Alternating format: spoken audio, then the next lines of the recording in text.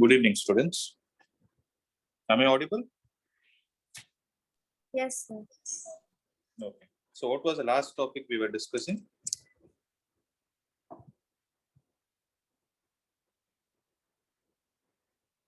Anybody? So I think we started with center of mass something, right? Yes. So we did a problem also based on it.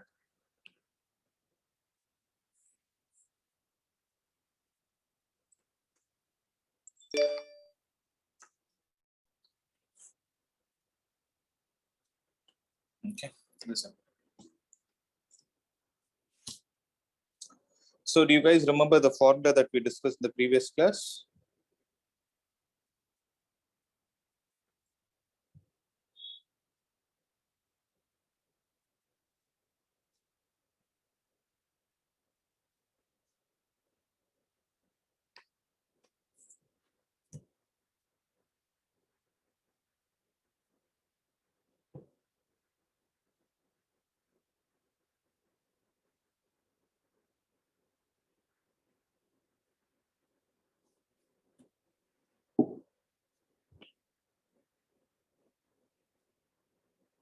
Yeah.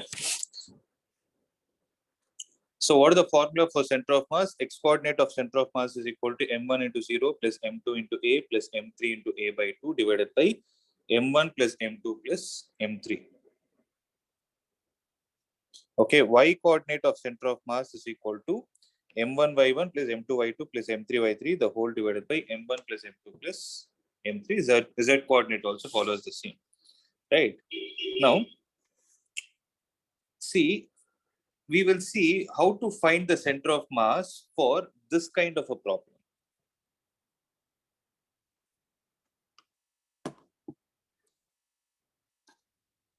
Okay. Is there anyone having school till 4 p.m.? Like, what are the timings of your school, guys? Sir, it is actually batch-wise divided, so Okay, so what is the maximum time for the second batch or whatever it is, afternoon shift batch? it Sir, is till till 4, 4. 5. 4, 5. Okay. 4, 5 or it is still 5 p.m.? No, 4, 5. 4, 5, no? Then others should be able to join the class now. Correct? Okay. Anyways, we'll continue. Just give me a minute. I'll inform my staff to not to take the attendance just a minute.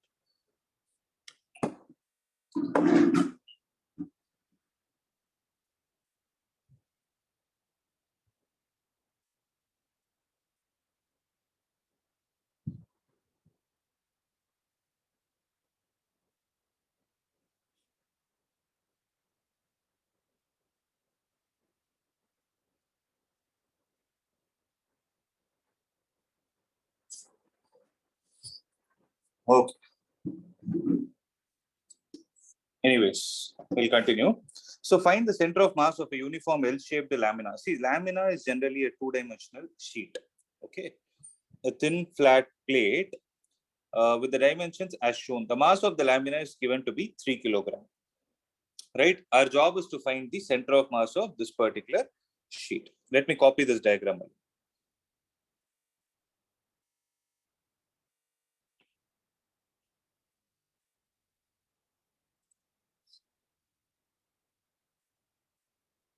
Listen. So how to solve this problem? So when the lamina is of this shape, okay, the total mass is 3 kilograms. So it can be broken into 1 kilogram. Okay. Now, what is the formula that we know? We know the formula for the center of mass when point masses are given to us. But here, what is given? It is a plane sheet. Guys, are you able to understand what I'm trying to say? It is a plane sheet, correct?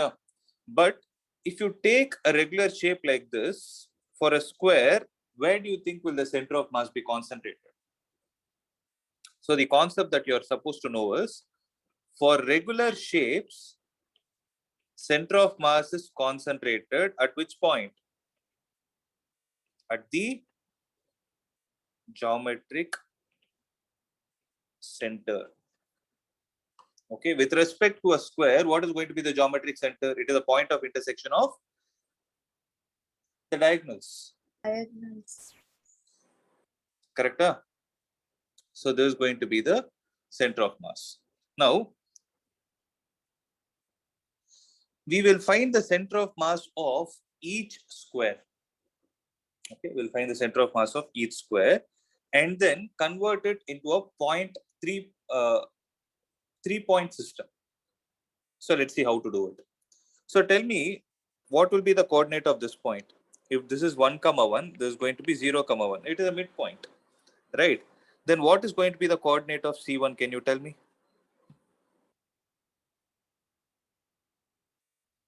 It will be 0, half. Correct? What will be the coordinate of C2? C2 is the midpoint of this thing. So it will be, there is a mistake in the diagram. Oh, sorry, I made a mistake. It is 1, 0. Then it should be half, correct only, no?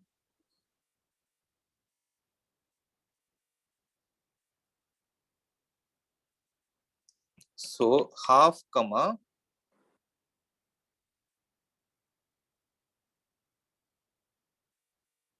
what will be the coordinate of this point, guys? Half, half. Correct? So what are the coordinate of C2? Guys, are you there or not? Yes, sir. 3/2, 0. So what will be the coordinates of C2? Tell me. 3/2, 3/2, 1/2. it is half. So coordinates of C3, it will be Half, 3/2. half, 3/2. you're right. It is half, 3/2. Correct. Now, can I treat this as a system where there are 3 masses C1, C2, and C3 sitting at the points half, half, 3/2, half, and half, 3/2. Correct? Yes, sir. Where this is 1 kilogram, this is 1 kilogram, and this is also 1 kilogram. So what is the x coordinate of center of mass? M1 into x1 half plus M2 into x2 3/2 plus M3 into x3, that is half, the whole divided by 1 plus 1 plus 1, that is 3. So 3/2 plus 1 is how much? It is 5/2. So answer will be 5/6, whatever it is, centimeter or meter, 5/6 units. With respect to which point? With respect to this point as the origin. Similarly, you tell me what is the y coordinate of center of mass? Half plus 3/2. Very good. By 1 plus 1 plus 1, which is equal to 3. That is 3. So you will still It's get the same 5/6. coordinate. So answer will be 5/6, 5/6 is the coordinate of center of mass.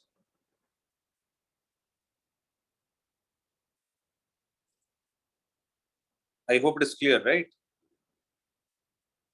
Yes, sir. So it will be 5/6, 5/6.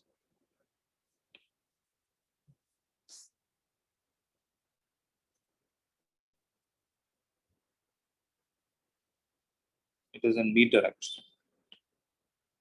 Okay. Next. See, I told you about point masses. Now we have something called as extended mass.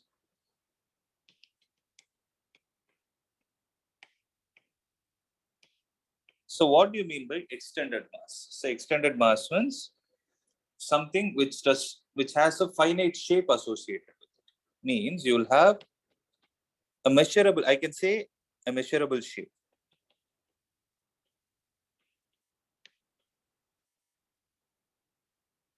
Correct? That's called as extended mass. So with respect to extended mass, how to find the center of mass is the next question we are supposed to ask. Okay. So let me explain this. Before I go with this concept, I need to introduce three important terms to you. One is called, those are called as mass density. So mass density is basically classified into three types. So what are the three types of mass density that can be classified? That is linear mass density, surface mass density, and volume mass density. So this volume is the one which I've already learned. Right? You would have learned in your 9th standard. What does volume density mean? Mass upon volume. So it is the mass by volume. Surface density will be mass by area. Linear density will be mass by length. So please write it down. So like how you define volume, see it's not volume, okay? It is volume mass density. That is what you need to understand. So volume mass density is mass per unit volume, and it is represented by the symbol rho. And surface mass density is mass per unit area. It is represented by the symbol. The symbol is called as sigma. Okay. Similarly, linear mass density is mass per unit length, which is represented by the symbol lambda. This you know.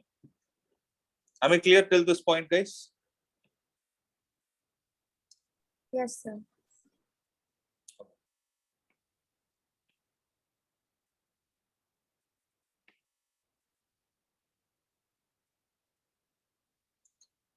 Now listen, guys. So whenever you have this kind of a system, if you need to find the center of mass of it, then the x coordinate of center of mass, this is for extended objects. Okay. What happens is you can no more treat them as points. So x coordinate of center of mass comes like this: integral of x into dm, the whole divided by integral of dm. Or I can write 1 divided by capital M into integral of x dm, where capital M is called as the mass of the object. Okay, please write it down. Don't worry too much about it. I'll explain. Sir, Tell me. sir, could you give an example of extended mass? Your pen the pen in your hand is an extended mass. Your book is an extended mass. Sir, could you explain how? Because it has a finite shape and size. No? See, extended mass is generally the one which is made up of many such particles. If you take your table, see, generally, okay, I'm assuming the table on which you are sitting as of now is rectangular when you see it from the top view. Am I right? Or it would have been circular if you're sitting on a dining table instead. Something like, if at all you have a round dining table. So when you see from the top view, when it is rectangle, according to the logic, what will you see? Where is the center of mass of this object? So somewhere in the center. Center in the sense it is a point of intersection of these two diagonals, correct? Yes, sir. Right. Means if you try to if you have to balance this, let's say I give you this kind of a rectangular sheet. Let's say I give you a rectangular pad and I ask you to balance it, means it should not oscillate, and you tie a thread so that it is balanced. Where will you tie the thread? You will tie it exactly at the center so that mg is balanced by the tension in the string. You're able to understand what I'm trying to say? So that Yes, it will not oscillate, correct? So that is the meaning. Now, I will call this as an extended object because I can see, suppose the mass of the table that is there in your hand is capital M. Let's say it is 2 kilograms or 3 kilograms, whatever it is. That plate, whichever I'm trying to talk about, depending on the quality of the wood. Okay. Let's say it is M units. Okay. So this M units is not coming exactly from the center point. How is it coming? It is coming because of the combination of many such particles, or to put it in a language you understand, many such atoms combined together to produce this matter. That's what we learned. Matter is something which occupies space and has some mass associated with it. Right. So this is a matter. Now, if I take only one part, one small part of it where its size is ignored, then that can be called as a point mass. But many such point masses come into existence, then it will be called as an extended mass. So extended mass is something which has a finite shape associated. For that kind of a system, how will you find the center of mass is the question. Okay. For that, you will use this method. I'll explain it. I'll show you a derivation also. You'll understand. Okay. Similarly, what is the y coordinate of center of mass? Integral of, you guys tell me, y into dm, the whole divided by integral of dm. If you observe, the integration is not a very big deal. Many people get scared of it. You just go and look at the formula that we gave for point mass. What did we write? Sigma. Can you just check your notes and tell me? Sigma. What did we write?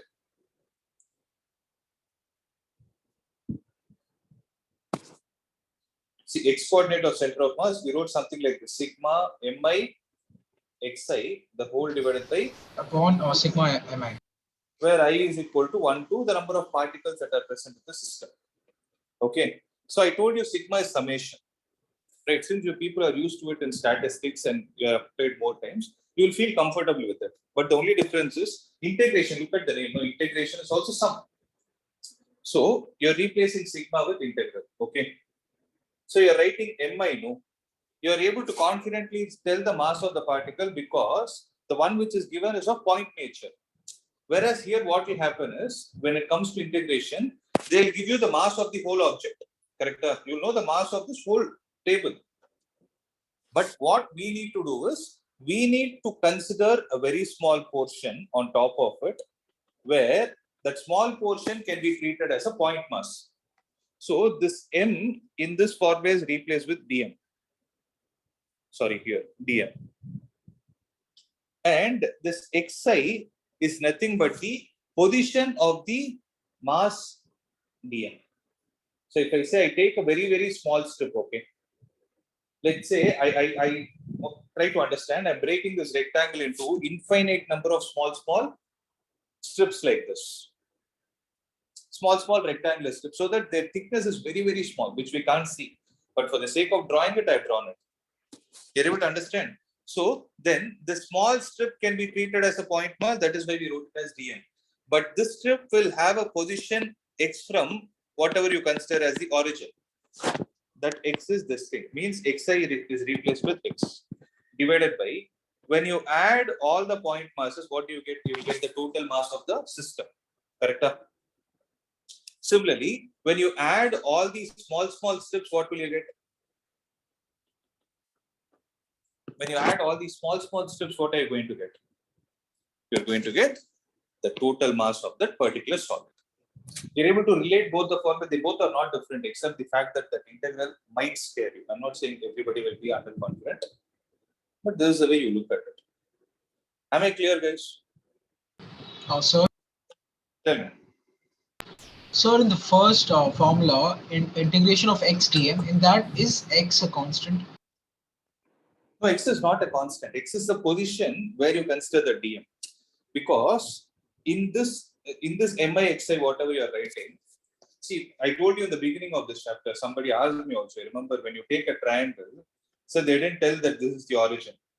You remember the problem? I'm not sure if you remember. Last class we did it. Yes, sir. We did it. No, at that time, what I would have done, I would have told you, it is better you consider any one of the vertices as origin.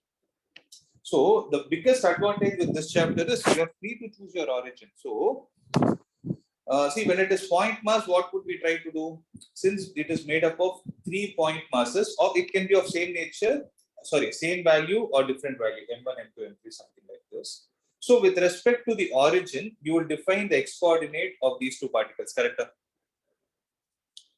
See, for example, if it is an n particle system, n particles means n number of particles are there in the system. What will you do? You take any one of the particles as origin, then how many particles will be left out? n minus 1. N minus. So what you will try to do? You have to individually sit and write the coordinates of all the n minus 1 points, like how we did in the previous problem.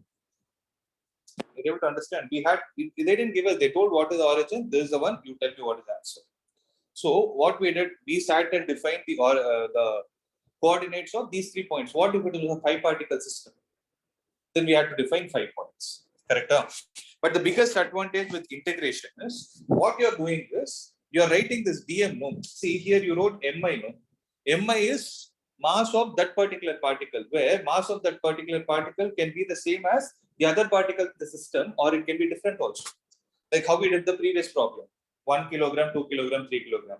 But whenever you do integration, no, you will try to break this whole sheet into how many? Into infinite number of small masses, where the mass of every particle is what? Where the mass of every particle is what? dm. You're able to understand? So for the dm, like I told you, right, the dm can be anywhere. See, for example, I've taken this as first one, this as second one. Correct? I'm able to understand your question. You asked me whether x is a constant. X is not a constant. See, suppose I'm trying to solve the problem with respect to the first point. Then that value of x for sure is definitely different from the value of x for the second point. Accepted? So Yes, sir. did I answer your question? So x is also a variable, but when you try to write them right, dm and x will be a function of x. Means dm itself will become a function of x. See, since you people are confident, like you have learned what is the relations and functions, I'm using the word function. You know what is f of x, right? So dm, when you try to write it in terms of x, it will become a function of x, then you can integrate. If you can wait for 5 more minutes, you'll understand the concept. Got it, sir. And sir, in the first formula, like it should be 1 upon small m, right?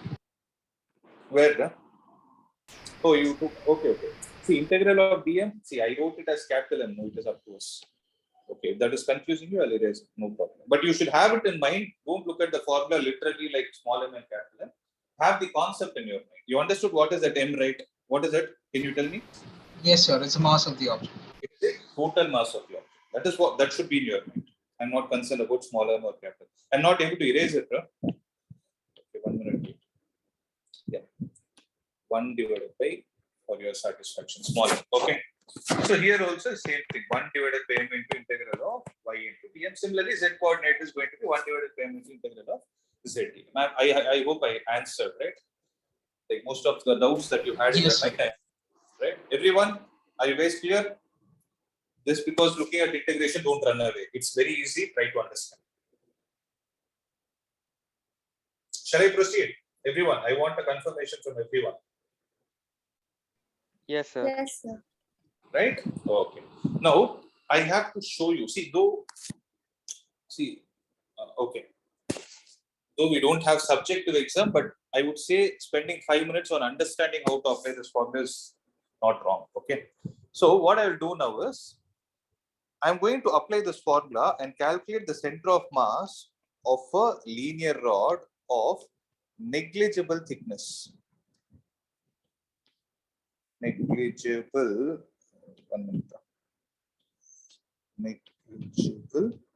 thickness. So that can also be called as thin linear rod. Okay. Now listen. So I have a linear rod in my hand. It has a thickness, no doubt in that, but the thickness is very small compared to the length. Okay, then it can be called as a thin rod. Here. Now let me say the mass of this thin rod is capital M. Okay. Now my question is, the mass of this rod is distributed over which dimension? Is it distributed over its length, area, or volume?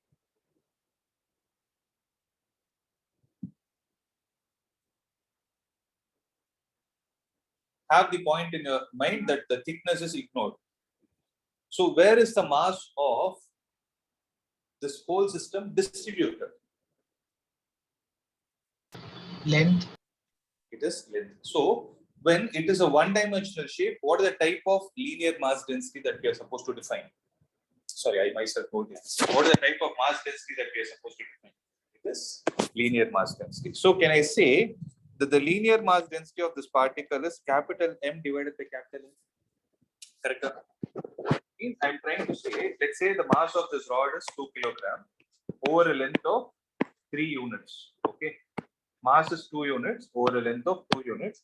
Then what is the linear mass density of this rod? It is 2 by 3 units. So if I take it like this, 2 kilogram, 3 meter, it is 2 divided by 3 kilogram per meter.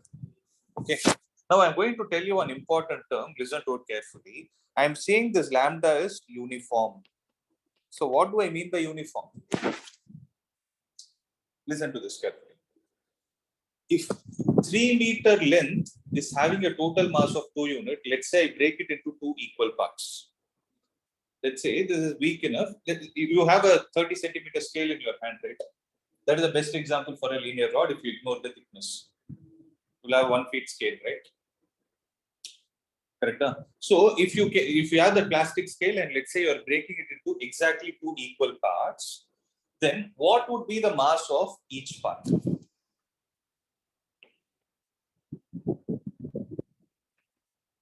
One kilogram, and the mass of the other particle will also be 1 kilogram.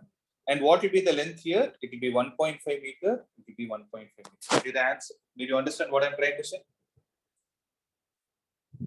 Am I clear, guys? Yes or no? Please give me a confirmation. Yes, sir. So this is the meaning of uniform. You're able to understand why I told it is uniform is because when 2 kilogram was completely spread over a distance of 3 meter, then 1 kilogram is spread over a distance of 1.5. Means, observe, mass is not constant. Mass of the smaller portion is not constant. Length is not constant. But if you calculate the linear mass density, what is it going to give you? 1 divided by 1.5. It is still 2 by 3. But linear mass density is constant. Means, how many ever parts you're trying to break it into, the mass of that object will change and its length will change. But what will not change? Its linear mass density. When you divide the mass with length, the value should not change. That is the meaning of uniform. Okay, this is a very, very important point. It is ignored by many people. Right? If it is not uniform, you cannot approach the method that I'm going to tell you.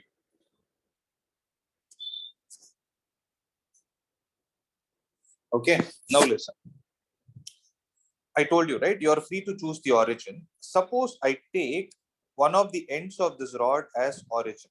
Okay, I'll not write it here, but it is understood that this point is the origin. Correct? Now, from this point, what I'm doing is on the x-axis, since my mass is distributed on the x-axis at a distance x from the origin, I will consider a very, very, very small portion of thickness dx, where the mass here is dm. Do you guys understand what I told? Then, what should be the value of lambda for the strip? It should be dm distributed over how much length? See, when capital M is distributed over a length L, dm is distributed over how much length? Over dx. Guys, are you able to understand? Which implies Sir, could you repeat? dm, I'll tell you. dm is equal to lambda dx. Let's say you are breaking this into infinite number of sheets where each sheet thickness is dx. Okay. And in that each sheet, the mass of the substance present is dm. I told you, right? If lambda has to be uniform, what should be satisfied? The mass present in that length will be different. The length will be different. dm is different, dx is different compared to m and l. But dm by dx should be a constant value. What is a constant value called as? That's called as linear mass density. Did you understand? Okay. So dm is equal to lambda into dx. I told you, right? dm will become a function of x. Right? I told you. So this is equation number 1. So the x coordinate of center of mass, what is the formula? Look at that and tell me. 1 divided by, okay, here I wrote it as capital M. So 1 divided by total mass into integral of what? X, where x is this value, distance from the origin to dm. X dm, correct? I want everybody to copy to this step, and if there is any doubt, please ask.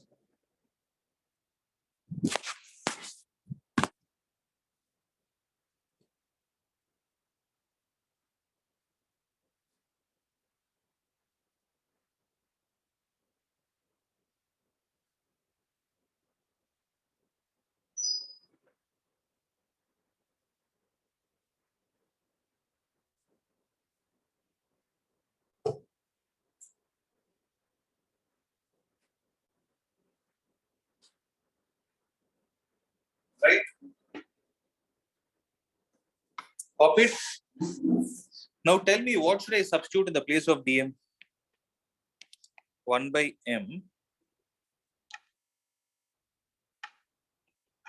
into integral of x into, what is the value of dm, guys? It is lambda into dx. So tell me one thing, is lambda a constant or a variable?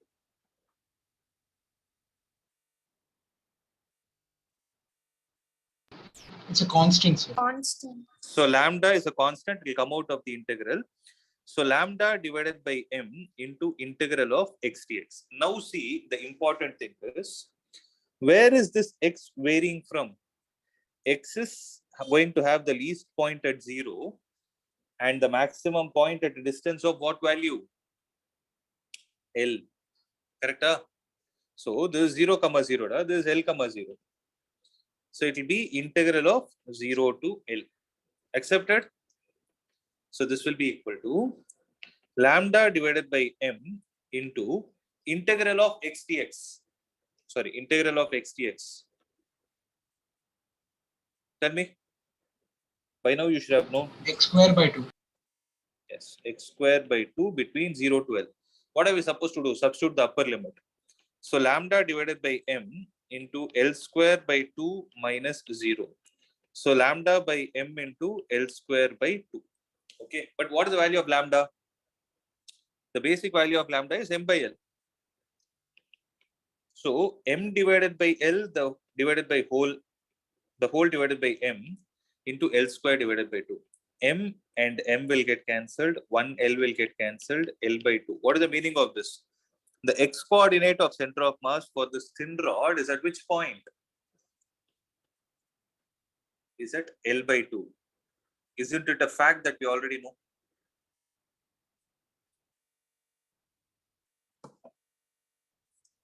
Right? You're able to understand what I'm trying to say? Yes, sir. Yes, sir. So there's a meaning. Okay. So I hope you understood what is the meaning of this integral. Okay. So please make a note of this. So can you scroll up a bit? Sure. So I'll turn the copy.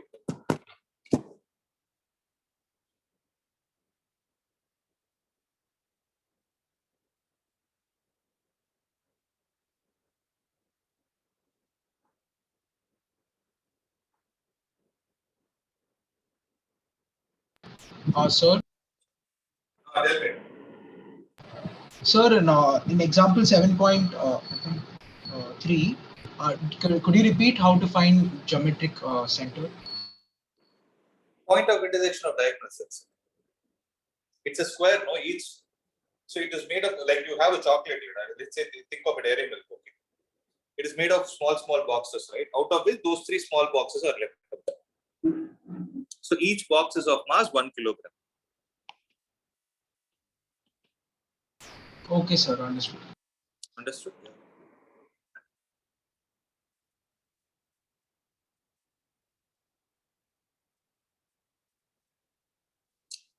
Are you guys done copying this? Yes, sir. Okay, I'm not going into more details of this integration at all. Okay, not needed. But yeah, I just wanted to explain what is the importance and how you find it. Okay. So after this, so we are done with this part.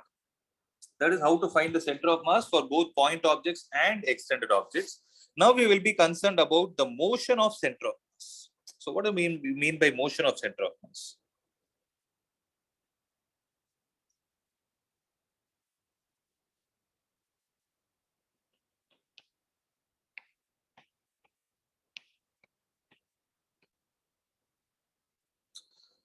So listen, it's a simple thing. Okay, I'll explain the logic. Let us say you have a system. Okay, let's say you have a system where the particles are like this: m1, m2, m3, so on till mn, and they have the coordinates x1, x2, so on till xn. Okay, they're lying on the x-axis. Now they are stationary. The whole system is stationary.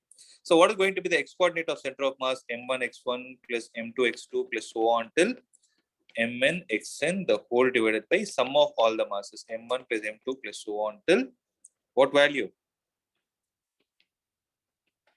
Mn. Correct? That is the x-coordinate of center of mass. So what can I replace this whole thing with? Can I replace this whole thing with some capital M, where capital M is the total mass of the system? Correct?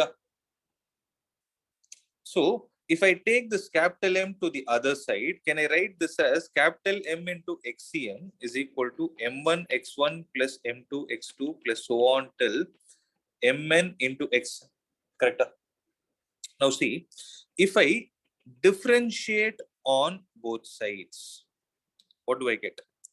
D by dt of m into xcm is equal to d by dt of m1 x1 plus m2 x2 plus so on plus mn x. Correct? So capital M will come out d by dt of x coordinate of center of mass. D by dt of x coordinate of center of mass is equal to m1 into d by dt of x1 plus m2 into d by dt of x2 plus so on plus m3 into d by dt of x.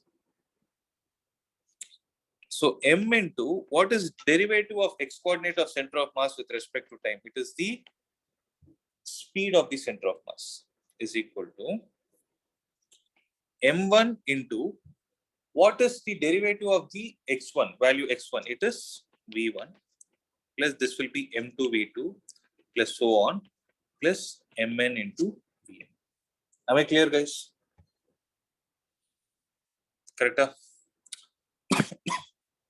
So what is this m into vcm called as? Can I call this as the linear momentum of the center of mass? Correct? Is equal to this the velocity of the momentum of the first particle, linear momentum of the second particle, plus so on till Pn vector. Am I clear, guys? So if the whole system, that the particle system is put into motion, then the linear momentum of the center of mass is nothing but the vector sum of the individual particles' momentum.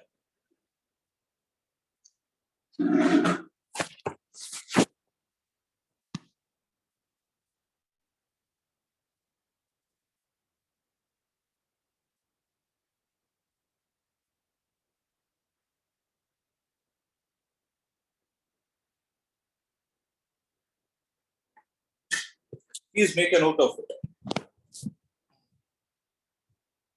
Okay.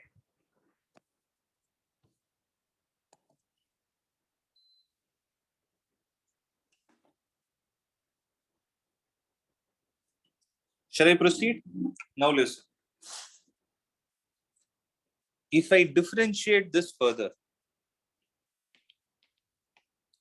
differentiate on both sides with respect to time. Okay. Then what will happen? dpcm divided by dt is equal to dp1 divided by dt plus dp2 vector divided by dt plus so on till derivative of pn vector divided by dt.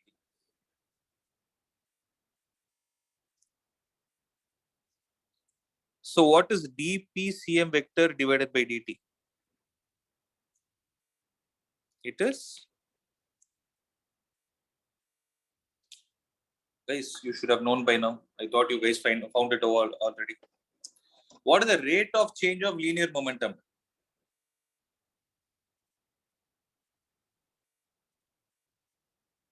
Is it not force? According to Newton's second law. Are you guys there? Yes, sir. So that is a linear moment, mass of the particle system into acceleration of the center of mass is equal to, what is this thing, guys? I'll tell you the reason why I wrote it like that. F1 vector plus F2 vector plus so on till Fn vector, right? So sum of all the forces acting on the particle is equal to mass into acceleration of center of mass. This is the actual way to look at Newton's second law. If you see the problem that we solved, no, see, for example, if there is a block that is moving, this theta, this mass m, then this will be mg sine theta, right? So mg sine theta is this net force. Mg sine theta is equal to mass of this object into, we would have written it as A, but what is that A? It is the acceleration of this block's center of mass. M and M will get cancelled. So the precise way to write it is ACM is equal to G sine theta. But every time we don't write center of mass because it is understood. That is expected. Am I clear? So the acceleration of center of mass is equal to G sine. So this is all about the motion of center of mass.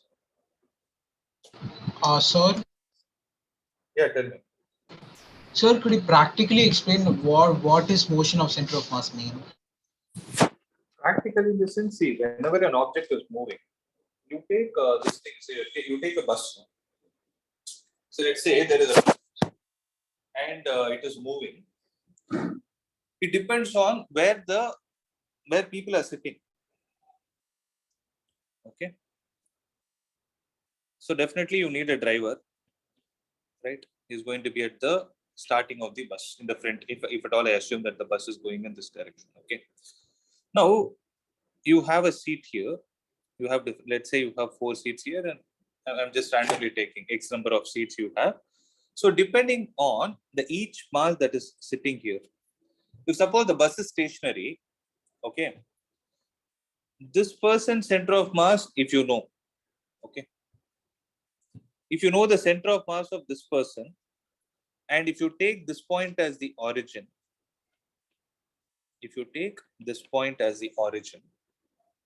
okay, will you be able to calculate the center of mass of the system of passengers alone? We don't want for the bus. Okay, if we take bus also, the center of mass of the bus, I'm assuming it is at the center. Okay, can you calculate the center of mass of the system?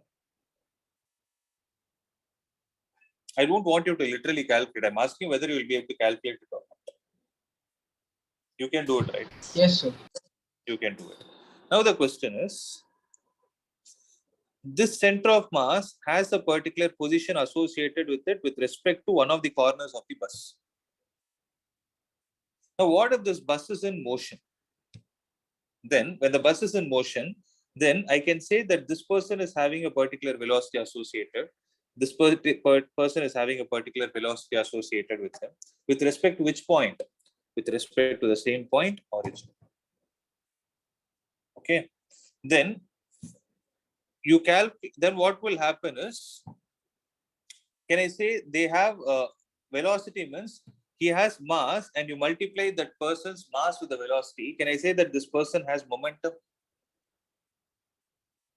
Now what will happen is, Now listen to this. Now what will happen is, if this bus is moving, then this x coordinate of the center of mass with respect to the origin will be changing. Okay, I'll do one thing. For better understanding, let's take the origin outside the bus. Okay. So with respect to this origin, when the bus is moving in the rightward direction, x coordinate of the center of mass will change. Right. So when xcm is changing with respect to time, then there is a velocity of center of mass of this particular object going to lie. Did you understand this point? Because you'll be Yes, seeing sir. this. So there is a particular velocity associated with respect to this bus center of, with respect to the system center of mass. With respect to the origin. Correct? If I multiply that system's speed of center of mass with the total mass of the system, what will it give us? It will help us to understand what is the momentum experienced by it. So momentum is only a term, just a term that is used. But indirectly, whenever you know momentum, what are all the advantages? You can calculate kinetic energy, you can calculate velocity. So that is a parameter, bigger parameter we try to concentrate. That is why I wrote it as PCM. Actually, if you see, we have to speak about the velocity of center of mass. Now, in this context, in the context of differentiating this XCM for ones, my interest of study is to understand what is the speed with which the center of mass is actually moving with respect to my origin. You're able to understand? So that speed I multiplied with the total mass to understand momentum. So if you ask me what is the bigger picture, my bigger picture of understanding is I want to know what is the speed of the center of mass. If I know the speed of the center of mass, then I will be able to calculate the acceleration of the center of mass. Correct? Because I'll differentiate it again, I'll get the acceleration. If it is a non-zero value or a constant. Right? So once I get the acceleration of center of mass, then what are all the other parameters in physics that you can calculate with respect to acceleration? If you know the mass, you take that mass and multiply it with acceleration, that will give you force. So if there is a particular context where I'm not talking about exam point of view or perspective, let's say there is a particular point where you're interested to study what is the force with which you need to make this object move. Okay. What is the force with which this object is to move, then this formula will help you. Okay, sir. Okay. Okay. I'll add one more point to what I wanted to explain. See, suppose you become a designer tomorrow. Let's say 4 or 5 years down the line, you become a designer where you're getting into robotics. Okay. And you're going to design a toy for kids. It is slightly advanced toy where you will have a small display here. Okay. And what will the display do? The kid will be playing with the remote, right? So depending on how much is the acceleration they are giving there, it will get reflected here. Okay, what should happen? The remote that is there in the hand, you know, you would have sensed it, right? More amount of push you give it in the forward direction, like more will be the speed of that particle. You're able to understand? But what is the toy that you wanted to design? You wanted to show, let's say it's a physics toy where you are interested to show the velocity and the acceleration also. Right? So where will this display get the information from? If I have to speak in a technical language, there should be some sensor which will sense and tell that this is the speed with which this object is moving. But what should be the formula that you need to feed into that sensor? Is it not this thing?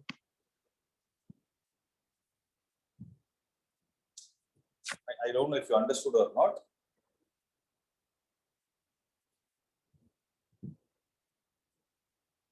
A simple logic. You have an AC remote, right? You control the temperature. Yes or no? Answer that. Yes, sir. You have an Yes, AC sir. remote, you control the temperature. See, you're able to see the display as 24 degrees Celsius, right? How do you exactly know? So there is some display, you're trusting the remote, right? So how is that remote able to know with the button that you're pressing? So there should be some program written inside for which some formula has to come in. The same logic here.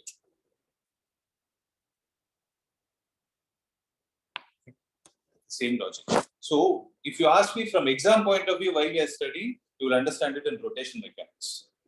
Because it is in rotation mechanics, that is the next part of this chapter. That is where I'll be using the velocity of center of mass and acceleration of center of mass. We didn't use it in the previous chapter at all. But going forward, it is better you try to apply that concept since you have a better knowledge now. Then you will understand that each object, whatever acceleration you're calculating, is the acceleration of the center of mass of that object. That is what you need to understand. Okay. So this is the whole idea with respect to the motion of center of mass. The name is suggesting. No? So everybody will have a center of mass. If it is stationary, you will be able to define the position of it. If it is moving, then what are all the other parameters you can define with it? One is the velocity of the center of mass, one is the acceleration of the center of mass. That is the whole idea. Okay. So with this, actually the concept of center of mass is over. That is the first part of the chapter is over. The next part that we need to concentrate upon is rotation mechanics. Okay. So for concentrating on rotation, before we concentrate on rotation mechanics, again, you need to know the concept of vector product of two vectors, which we already discussed, because this comes repeatedly for the concept called as torque, angular momentum. All these things will utilize this concept. Okay. That's the thing. So the rotation mechanics part, I will start it in the next class. Like, everyone, I hope you guys remember that in the last class, I told one important announcement at the end of the session. What is it? Can someone tell me? MCQ test. Yes. So tomorrow and day after tomorrow, what will you have? You will have MCQ tests based on which chapter? Laws of motion and workforce. Work, energy, and power. Correct now? So I've already given it. So tomorrow, where is it? So Tuesday and Wednesday, there will be MCQs test during my regular class. So I'll not be taking class, you'll be having the test. So I thought of giving it through our app, but the problem is it takes a lot of time to create the questions in the app. So for tomorrow's test alone, what I'll do, I'll upload it in the assignment tab itself. Once you complete it, okay, along with the detailed solution, mention your answer clearly. Detailed solution in the sense how you arrive. Don't do rough work and then write the answer. If you're going to do that thing, I will not understand what is your strength. Okay, actually it is a headache for me only, but it's okay. You're able to understand what I'm trying to say. Suppose there is a problem that is given to you and you have solved that problem. Don't do any rough work. Show your solution here itself. For example, if it is question number 1, show the solution. And at the end, write something like this. Answer option A. Okay. So if at all you get a wrong answer, it will help me understand where you went wrong, whether it is calculation or you didn't understand the concept at all. Then it will help me to repeat that particular concept. So better you guys do it in this way. And what you do, upload that answer sheet again in the assignments tab. Okay. And marks will be given to you. Am I clear, guys? Sir, Yes. Please tell me. sir, I have a doubt, sir. Tell me. Sir, is the center of mass dependent upon the external forces acting upon the body? Center of mass dependent on external force. Yes, it is dependent provided the object is getting deformed or not. If it is a rigid body, no. Because its shape is not going to change. See, it's very simple logic. If it is a rectangle, okay. If it is a rectangle, where is the center of mass going to be? You already told me point of intersection of diagonals. Okay. Your question is this center of mass position dependent on the force that I'm applying? So if you apply force in all the directions, what will happen? If this object is not getting deformed, the center of mass is still going to be at the same location. What if it is getting deformed in such a way it becomes like this? Means if the new shape is like this, or let me say I'm applying the force only in 2 directions. Okay. What if my new shape is like this?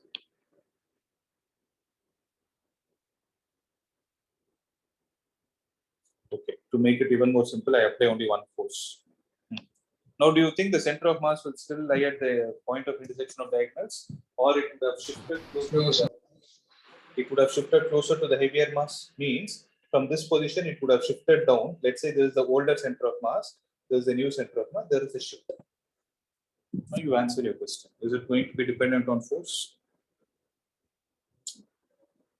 But if there is an unbalanced force, Got it, if sir. you ask the question, acceleration of center of mass will change? Yes, because it is going to move. Correct? But position will not change if it is a rigid body. So that is why the name of this chapter is the system of particles. And rotation mechanics, they told no, rotation mechanics is dealt only for rigid bodies. Rigid body in the sense which does not change its shape on the application of force. Okay. Yes, coming back to the test part, I hope I am clear, right? Everybody heard this, right? Correct? So write the solution and write the option. See, one mistake that has happened when I created the question paper is I think one paper I created for 25 marks, one I created for 30 marks.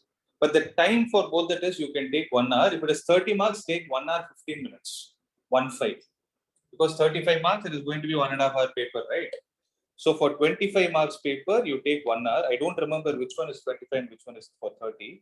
I created both.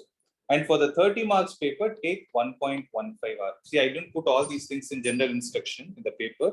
So I'm expecting you to be little mature and understand. Okay. So please listen to this carefully and apply it. Is there any other doubt with respect to this test? Did I answer everything? Sir, for every sum, the step has to be written. If it is a problem, write this. I'm not saying, see, I don't want a detailed set. Please understand. Whatever rough work you're doing, right, you'll be scribbling somewhere, right? Do the same work on the paper is what I'm saying. But at least I don't want you to write given F is equal to MA, not like that. You directly go to the formula. Just take the data, substitute in the formula and see. I want to see what is the formula you have used. How did you do the calculations? Where you went wrong. See, it is not that 100% everything will come out right. What if something goes wrong? We need to correct it, right? That is a more important point with respect to this. Sharia, did you understand? So detailed Yes, sir, yes. solution there. You write only the formula part, calculation part, show it there itself. Sir, and even collisions is included in the test. Collisions, yes. I think I asked 1 or 2 questions. Just go through it. Okay. You have it for your exam. No, sir. For all, right? Only Okay, 1 or sir. 2 questions. Yeah. Okay. Okay, I'll see you all tomorrow. No, not tomorrow. I'm not. Tomorrow and day after tomorrow, I will not have class. We'll have the next class on next Monday. Okay. I'll see you all. Thank you, sir. Thank you, sir. Thank you, sir. Okay. Sir, Yeah, tell me. sir, will the max class will be held or Web 2 will be? Today, no, sir is not there because I have other class, or else I myself held it. I mean, handled it. Sir, I have a tomorrow. parallel. Tomorrow it will be there. Because you Okay. have something, I completed the theory part, problem sir will help you out. Okay, sir. Okay, so in the meanwhile, you guys practice, don't waste time. Practice. Sir, Tell me. sir, will there be offline classes? I will see the schedule on weeks later. I will not start Okay. anything unless schools are regularized. Are you going to school? Yes, sir, we are going to school.